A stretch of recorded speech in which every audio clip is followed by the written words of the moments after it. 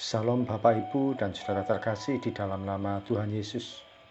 Dimanapun Anda berada dan dimanapun Anda bisa mendengar rekaman ini, kita bertemu dalam program Jumpa dengan Tuhan untuk edisi hari ini.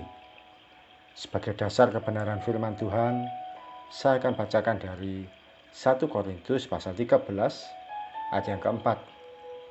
Firman Tuhan berkata, kasih itu sabar. Kasih itu murah hati, ia tidak cemburu, ia tidak memegahkan diri dan tidak sombong. Sahabat Kristus, salah satu sifat kasih yaitu sabar. Bahkan kesabaran juga merupakan bagian dari buah roh.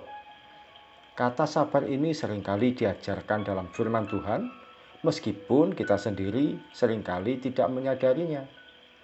Pengajaran tentang sabar seringkali kalah dengan pengajaran tentang iman, doa, mujizat, berkat, atau bahkan ketika membahas tentang kasih, kata sabar seringkali terlewatkan. Menarik sekali dalam Alkitab, kata sabar tidak diterjemahkan dengan be patient. Kalau kita belajar bahasa Inggris, bukankah untuk meminta orang bersabar digunakan kata be patient? Namun Alkitab menggunakan kata long suffering. Kalau diartikan secara terpisah, kata long suffering mengandung pengertian menderita yang cukup lama. Orang sabar itu menderita, menyakitkan, dan tidak menyenangkan. Bukankah demikian? Sudah janjian ditunggu ternyata tidak segera datang. Kita mesti sabar. Sudah diharapkan ternyata yang diimpikan tidak segera terwujud. Kita pun juga harus sabar. Anda yang seorang guru sudah mengajari murid dengan penuh kehati-hatian, masih juga tidak memahami dan tidak mengerti yang diajarkan. Kita pun juga harus sabar. Bahkan mungkin juga kita sedang berharap janji Tuhan dinyatakan dalam hidup kita. Mana katanya Tuhan janji mau memulihkan hidup saya? Sudah berdoa sekian lama ini, kok belum terjadi juga? Sabar, tunggu waktunya Tuhan. Dalam bahasa Yunani, kata sabar memiliki pemahaman dibutuhkan waktu yang lama untuk mendidih. Ketika merebus air, kita tentu berharap air cepat panas supaya bisa digunakan. Namun ternyata kesabaran mengandung pengertian dibutuhkan waktu yang lama untuk mendidih atau tidak cepat panas. Dalam dunia yang serba instan, cepat, dan serba spontan ini, emosi seseorang cenderung mudah untuk dipermainkan. Kita jadi mudah tersinggung, mudah sakit hati, dan kecewa yang menyebabkan kita kehilangan kesabaran.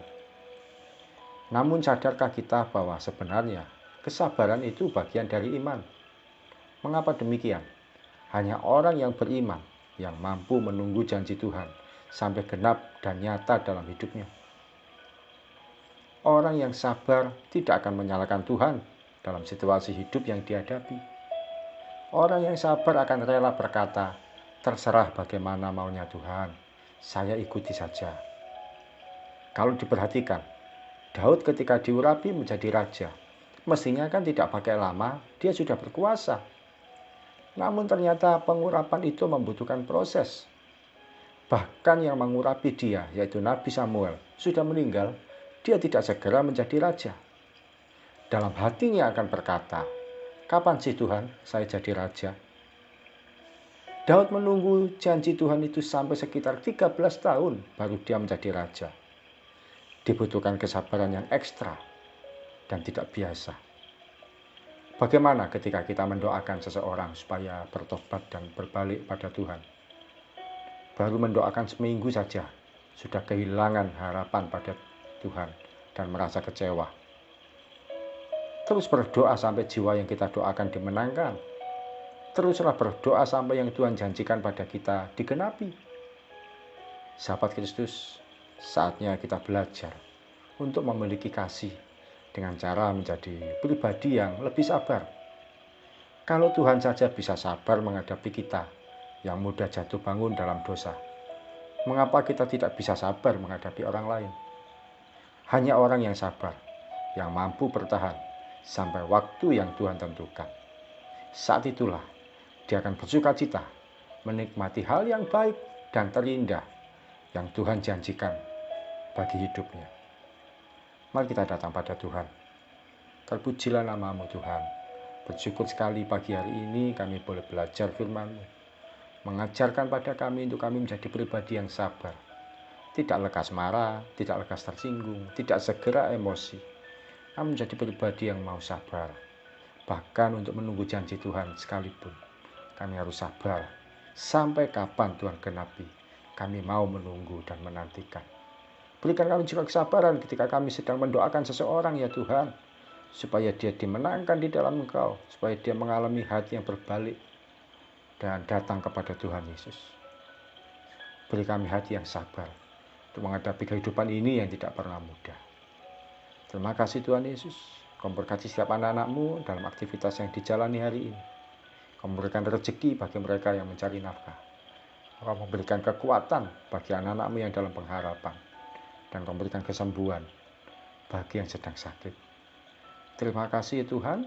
Hanya di dalam satu nama Tuhan Yesus Kristus kami berdoa dan mengucap syukur. Amin. Selamat menjadi pribadi yang sabar. Ingat, orang yang sabar, dia ada di hatinya Tuhan secara istimewa. Saya mau ada di hatinya Tuhan. Bagaimana dengan Anda? Salam dari saya Yogi Raharjo dari Mitspa Ministry. Tetap setia sampai garis akhir. Tuhan Yesus memberkati.